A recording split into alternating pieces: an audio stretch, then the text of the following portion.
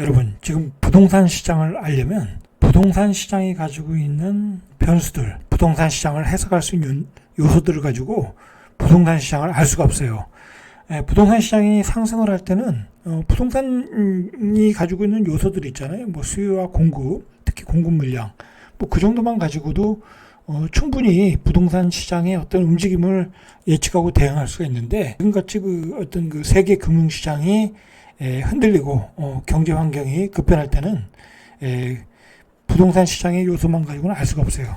자, 그러니까 지금 제가 계속해서 이야기하는 게 어떤 세계 금융 시장의 흐름이잖아요. 그리고 거기에서 나오는 어떤 변화, 수치들, 그런 것들을 최근 계속 강조하고 있는 거. 지금 부동산 시장에서 가장 중요한 것은 뭐냐면, 제가 보기에는 환율이에요. 환율. 이게 뭐 이제 주식 시장에서만 중요한 게 아니라 부동산 시장에서도 중요하다. 왜냐하면 환율은 금리와도 연결이 되어 있는 거예요.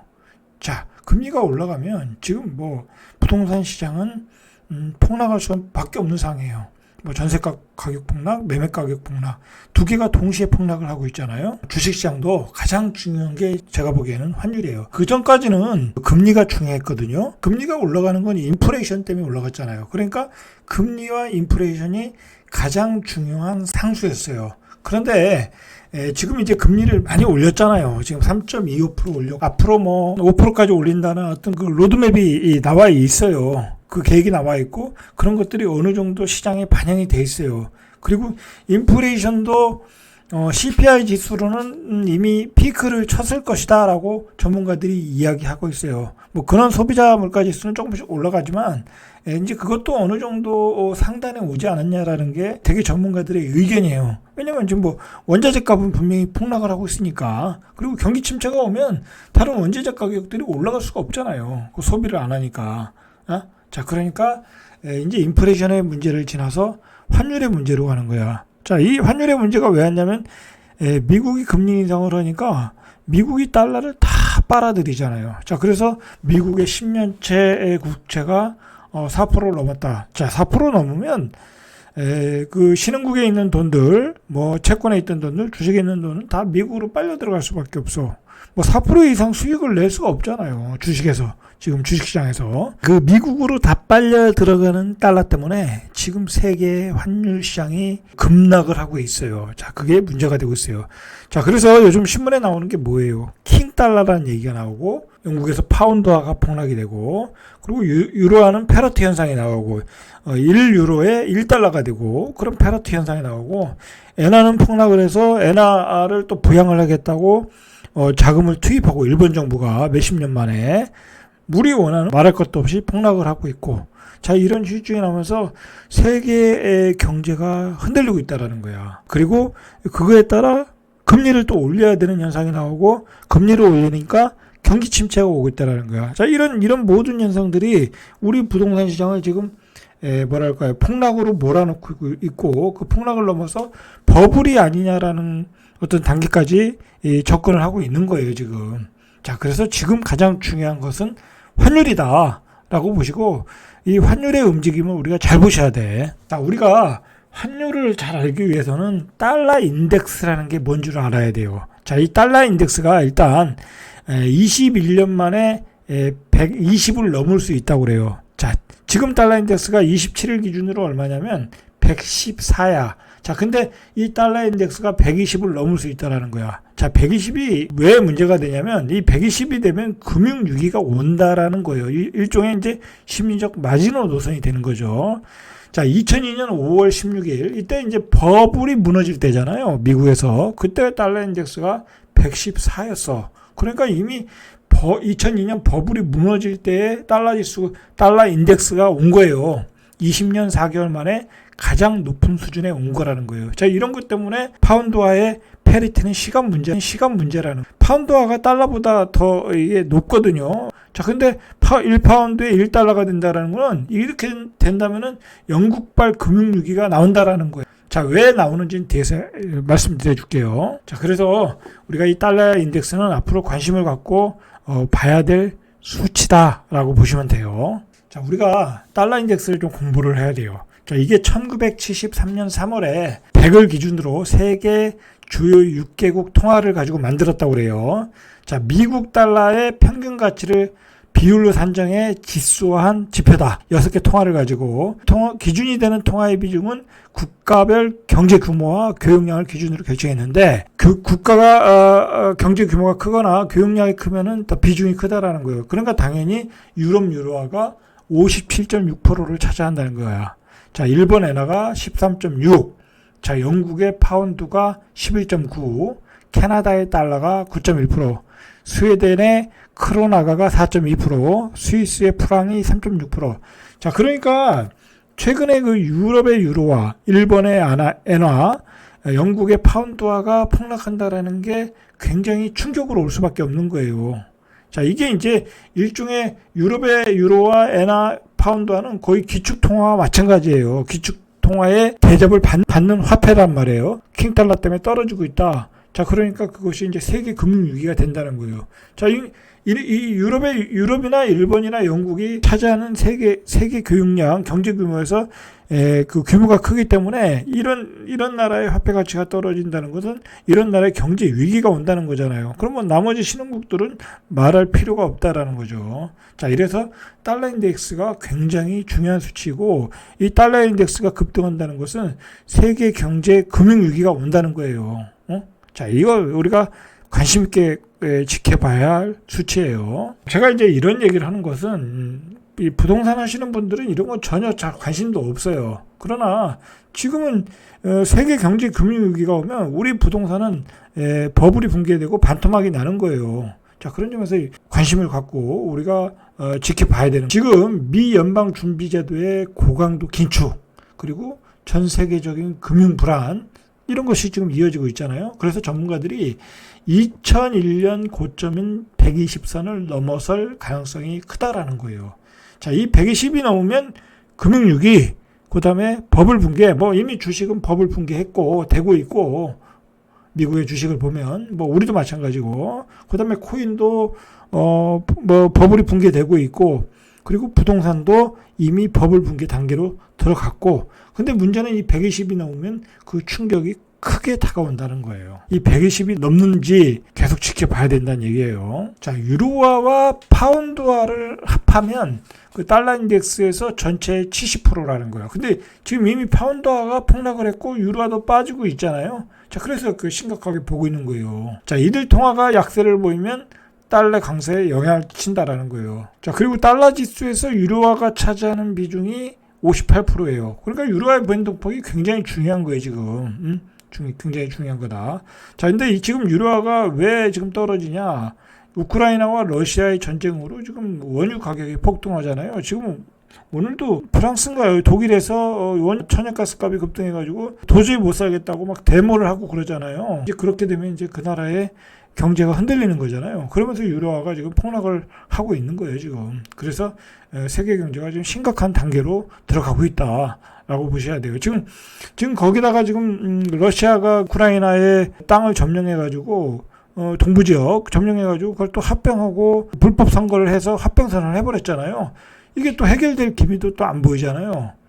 또 거기다 대고 자기네가 또 불리면 핵 위협까지 하는 상황이니까 이게 당분간 킹달러로 갈 수밖에 없는 상황 같아요, 문제는. 그리고 또 문제가 되는 게 뭐냐면 이 킹달러가 되다 보니까 미국으로 돈이 빨려 다 들어간단 말이에요. 단기든 중기든 장기든. 자, 그래서 미 국채 10년물이 4%를 넘는다는 거야. 지금 기준금리 3.2%도 넘었어요. 이미 앞으로 올라갈 상승분까지 반영해서 4%를 넘는 상황이 발생하고 있다는 거야. 자, 이렇게 되면 세계 각국에 있는 돈들이 다 미국으로 가는 거야. 유럽에 있는 돈, 영국에 있는 돈, 뭐 한국에 있는 돈, 일본에 있는 돈. 자, 그러면 세계에서 다 돈이 빠져서 미국으로 간다고 하면 세계는 굉장한 그 금융위기로 갈 수밖에 없어요. 왜냐면 주식시장에서 돈 다 뺄 것이고 채권시장에서 다 뺄 것이고 주식시장 폭락하면 그게 그 자체가 금융위기잖아요. 자, 이런 상황에 있다는 거예요. 그러니까 그렇게 되면 또 버틸 수 있는 나라는 그나마 버티는데 이 신흥 개발 도상국들은 도저히 버틸 수가 없어요. 뭐 말 그대로 그냥 IMF의 구제 금융을 신청하는 상황으로 갈 수밖에 없다라는 거야. 그런 폭동이 일어나고 전쟁이 일어나고. 자, 세계는 지금 심각하게 어떤 그 위험한 상황으로 좀 가고 있는 거예요. 지금 1985년 2월에 이 달러 인덱스가 164까지 갔다라는 거야. 그때 이제 연준 의장 폴 버커가 그때도 인플레이션이 심했기 때문에 이 정책 금리를 20%까지 올렸다라는 거야. 20% 올리니까 달러 인덱스가 164까지 갔다라는 거야. 20% 올리면 다 미국으로 돈이 돌아가죠. 자, 그래서 최근에 이제 파운드화가 폭락을 했잖아요. 자, 이러한 파운드화의 폭락은 세계 금융위기로 간다. 그리고 유로화 폭락으로 연결될 수 있다. 그리고 신흥국 화폐도 폭락하고 이런 게 도미노 효과를 발휘할 수 있다라는 거예요. 그러니까 앞으로 파운드화의 어떤 그 움직임도 중간 역할로서 우리가 잘 지켜보고 있어야 돼요. 유로화 폭락으로 바로 가지는 않겠지만 파운드화가 먼저 폭락한다면 유로화 폭락으로 연결될 수 있다라는 게 포인트예요. 오늘 나온 그 미국의 개인 소비 지출 PCE, 자, 이게 이제 연준 준비제, 연준이 가장 선호하는 물가 지표라는 거예요. 개인 소비 지출 물가 지수를 발표했는데 가격 지수가 지난해 같은 기간보다 4.9% 올랐다라는 거예요. 이제 전문가 예상치는 4.7이었는데 아직도 올라가고 있다라는 거예요. 그러니까 이 미국은 돈을 너무 많이 풀어가지고 개인들이 아직도 소비를 하고 있다라는 거야. 이게 소비가 줄어들어야 이 수치가 떨어지는데, 자, 그러니까 연준이 어떻게 하겠어요? 결국은 더 긴축을 강하겠죠. 돈줄을 조이겠죠. 그러면 더 미국으로 올라가고 금리는 올라가고 다른 나라의 화폐 가치는 떨어지겠죠. 자, 그렇게 자꾸 연결을 하셔가지고 생각을 하셔야 돼요. 지금은 이런 것들을 집중적으로 체크를 하셔야 돼. 자, 우리 경제를 한번 보면은 우리 경제에서 가장 중요한 게 반도체거든요. 우리나라 수출의 20%를 책임지고 있다. 근데 이 반도체 시장의 상황이 심상치 않다라는 거야. 동월 대비 한 5.7%. 반도체 재고가 전월 대비 3.8%, 전년 동월 대비 재고가 67.3% 증가했다. 자, 수출이 지금 3분기 지금 예상하는 수치가 한 20%에서 한 25% 정도 줄어들 거라고 그래요. 이 반도체 수출이. 자, 이제 이렇게 들면 우리나라는 급격한 경기 침체 국면으로 가는 거예요. 자, 전반적으로 다 수출이 감소해요. 자, 석유화학이 한 15% 정도, 일반 기계가 1.5%, 철강이 한 21%, 자, 디스플레이어의 19.9%, 거의 20%, 자, 무선 통신기기가 7%, 자, 컴퓨터가 23.6%, 자, 컴퓨터 같은 경우는 경기 침체와 깊은 상관관계가 있죠. 컴퓨터 같은 경우는. 그러니까 급감을 하고 있어요. 바이오가스 같은 경우는 4.5%, 섬유도 5.3%, 가전도 8.2%, 자, 이렇게 수출이 감소하고 있다. 자, 이 와중에서 연준 부의장은 또 경고를 했어요. 미국의 연준 부의장이 강달러에 앞으로 강달러는 뭐 계속 유지되니까 다른 나라에서는 추가 긴축하라는 얘기예요. 그러니까 추가 긴축하라는 얘기는 금리를 올리라는 얘기잖아요. 강달러 기조는 계속된다. 블레이드 부의장이 인플레이션 억제를 위한 긴축적 통화정책 기조에서 물러나지 않겠다. 금리를 계속 올리겠다라는 거예요. 자, 결국은 그 얘기는 지금은 환율이 가장 중요하다는 얘기예요. 환율이. 특히 그 우리나라 같은 경우는 수출 위주로 돌아가는 경제잖아요. 거기서 제일 중요한 게 환율이죠. 환율이 올라가면 뭐 수입 물가가 올라가고 우리 물가가 올라가는 거잖아요. 우리 물가가 오면 금리를 올려야 되니까. 자, 지금 뭐 우리나라도 급격하게 소비가 감소되고 있잖아요. 이거 뭐 금리가 올라가니까 실질 소득이 감소되니까 경기는 죽을 수밖에 없죠. 자, 그러니까 뭐 우리가 집을 사거나 집을 어떻게 할 수가 없어요. 자영업자들 장사가 안 되시는 분들 막 급매로 집을 내놓고 있거든요. 아니면 경매로 다 날리고 있고. 자, 지금 우리 부동산은 확실히 버블이 꺼지는 단계예요, 지금.